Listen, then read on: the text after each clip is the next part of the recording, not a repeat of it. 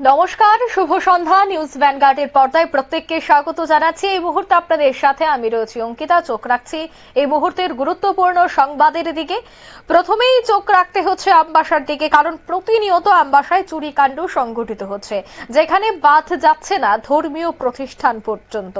আবারও দেখা গেল আমবাসা কালীবাড়ি নাট মন্দিরে পরপর চুরিকাণ্ড। এবার চোরের দল থাবা বসালো কোলাই কালীবাড়ি মন্দিরে। গতকাল গভীর রাতে কোলাই কালীবাড়ি মন্দিরের দরজা ভেঙে মূল্যবান জিনিসপত্র নিয়ে যায়। কালীমায়ের শরীর থেকে স্বর্ণালঙ্কার এবং পায়ের নুপুর ও প্রণামী বাক্স থেকে প্রণামীগুলি নিয়ে চম্পট দেয় চোরের দল।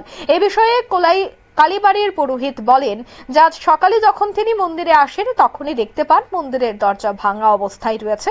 পরে দেখা যায় যে স্বর্ণালঙ্কার এবং যে প্রণামী বাক্স রয়েছে তা সম্পূর্ণ ভেঙে ফেলা হয়েছে।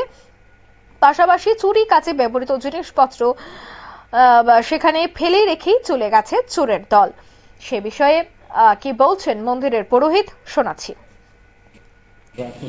আমরা কমিটির লোকরা আনছি, দেখিয়া যাই, তারা আইছে, দেখছে, দেখিয়া তারা দেখিয়া দেখে প্রণামী বাক্সর টাকা টুকা লেগে গেছে, সাপের একটা ফালিয়া গেছে, মার নাকের নখ নিচে মার লেগে গেছে। আপনার কোন দেখি মার ইয়েটা সরাইয়া, কাপড়টা সরাইয়া দেখি মার লেগে গেছে, নুপুর লিয়া।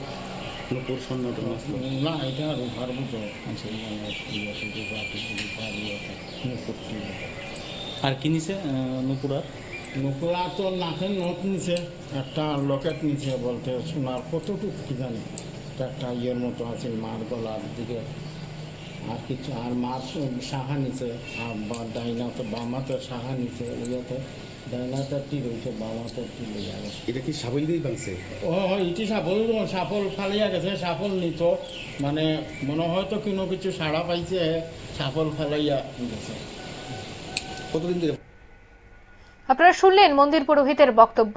আমবাসায় চোরের উপদ্রব যে প্রতিনিয়ত বৃদ্ধি পাচ্ছে এবং সে জায়গায় পুলিশের ভূমিকা যে একেবারে নিষ্ক্রিয়, সে অভিযোগে কিন্তু তুলছে এলাকাবাসীরা। তবে যাই হোক, এবার যে চুরিকাণ্ড সংগঠিত হলো ধর্মীয় প্রতিষ্ঠানে অর্থাৎ কালী মন্দিরে, সেই চুরিকাণ্ডে যারা যুক্ত রয়েছে তাদেরকে পুলিশ পাকড়াও করতে সক্ষম হয় কিনা সেটা দেখার।